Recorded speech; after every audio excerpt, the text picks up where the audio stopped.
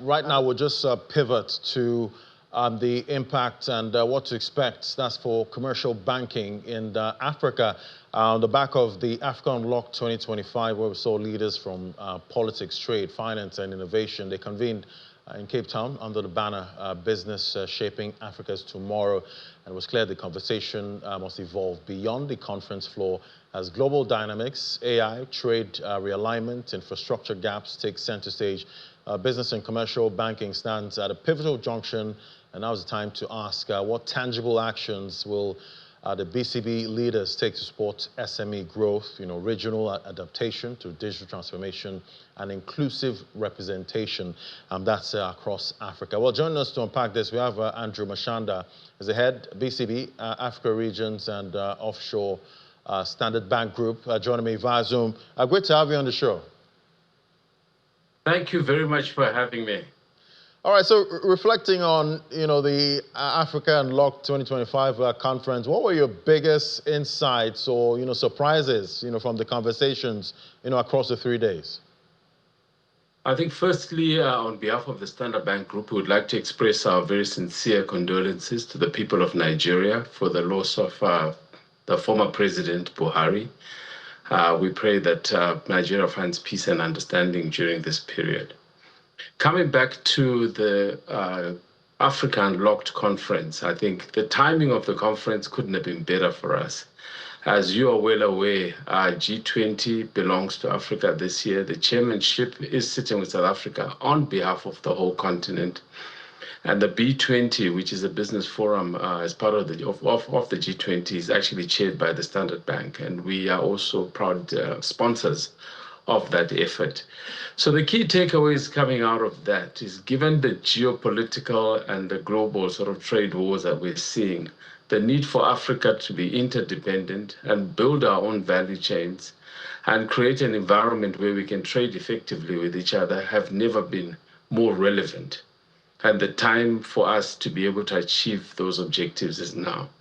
We managed to get like-minded individuals together to be able to deliberate on these issues, but beyond just talking, to actually create networks and connections that translate into the creation of true value for our continent going forward. And thank you so much there for just helping us understand, what's going on at this point for our country. And definitely we do appreciate your condolences there. But, from your perspective, what specific, commitments or initiatives do you think, business and commercial banking, what do you think they will pursue, post-event to support SME growth, across African regions? I think some of the specific things that we can talk about is we had discussions that I certainly participated in where we had players in oil and gas in Nigeria, talking to players in oil and gas in Angola and some of the emerging oil and gas markets such as Mozambique and Uganda, talking about how some of the well-advanced sort of logistical technologies that are already in place in Nigeria and on the west coast of Africa, how they could create partnerships. So some of those discussions advanced quite significantly. We also saw manufacturers, particularly in the agro-processing industry, who are looking at expanding their operations across borders, sitting down and talking practically around how they can create partnerships to move these conversations forward into progress, into real tangible results coming out of that. So we're quite excited to see that these entities actually got to a point where they set afoot discussions and negotiations that will lead to actual deals being executed on the continent. So in the light of discussions on, artificial intelligence, trade and innovation, what do you think banks, should do in supporting, regional clients to adapt and compete, in a digitized, multipolar global economy? Yes, thank you very much for that question. I think we've recognized that. And if you look with our initiative in East Africa, borderless banking, we have started to recognize that the cross-border trade within East Africa is actually driving GDP growth for the economies there. We've also seen a large emergence of fintechs across Africa, 5,000 of them. And if we look at those 5,000 fintechs, 9 unicorns have come out of Africa. And of the top 9, 4 of them are coming out of Nigeria. So it does tell you of a picture that's emerging across Africa, particularly around the payment space, and how we as financial services organization can play a role in intermediating and providing payment systems for not only payments within borders, but across borders as well. So we do see that transition now that's taking place from traditional forms of payment, cash, electronic transfers, into more instant payments, which are account to account within geographies, but also account to account across borders. So we stand in the middle of these discussions around how we can facilitate cross-border trade through the payment systems that we develop and build for our customers.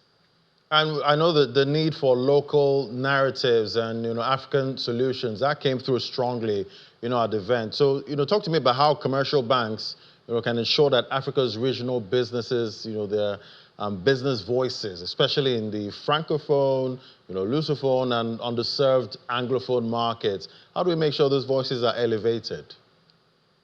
We are fortunate in that we have a footprint that does cover Francophone and Lusophone and Anglophone markets. It was quite interesting sitting in again on a conversation taking place between one of our clients in Angola, who is looking at possibly opening up their business for opportunities in Namibia and in Botswana. Again, we are beginning to see, collaboration taking place between Anglophone, Francophone, and Lusophone. So we also had our Mauritian team in place, also exposing our clients to the opportunities that avail themselves through our offering in our offshore business, the ability for them to preserve their capital, to run their regional trade and importation centers out of an offshore center, run their holding companies out of a center such as Mauritius. We also have a presence in Isle of Man and in Jersey to give the same services to our clients. So we do recognize the need for us to increase collaboration between Anglophone, Lusophone, and Francophone countries. And our footprint lends itself quite uniquely to playing that role as facilitator and, catalyst for growth within the markets that we play in.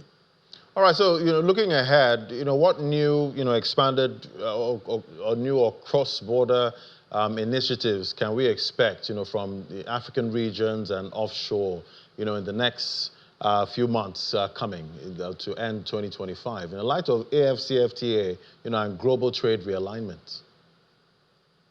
I think first and foremost, I think you'll see us play a much more prominent role in positioning our clients for growth. In other words, you'll see that the number of investments we will make through our businesses, our clients' businesses is into agribusiness. We'll see a lot more activity coming through into energy, infrastructure, and value addition in the manufacturing sector. And you'll see a lot more cross-border play coming through. And you'll see, I think, the development and the advancement of the borderless banking that I mentioned in East Africa to more digital platforms. We are looking at partnerships with other fintechs as well. And all of these efforts are aimed at just making sure that we play into the Africa Continental Free Trade Agreement. And also, you will see our involvement quite prominently in the discourse that will take around how we participate in the discussions around the tariff regimes across the continent, and some of the non-tariff barriers that are standing in the way of more effective cross-border trade. I mean, one last statistic on that.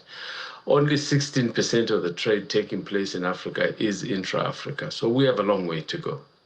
All right, we'll definitely see how we can improve before we get to the next conference, and we'll see and gauge how much growth we've seen when it comes to intra-Africa trade. But thank you so much. It was great having you. I guess we all start with one step, and we'll finally get there as a continent at some point. That was Andrew Mashanda. He's the head BCB, Africa Regions and Offshore at Standard Bank Group. Thank you for coming on today. Thank you very much for having me.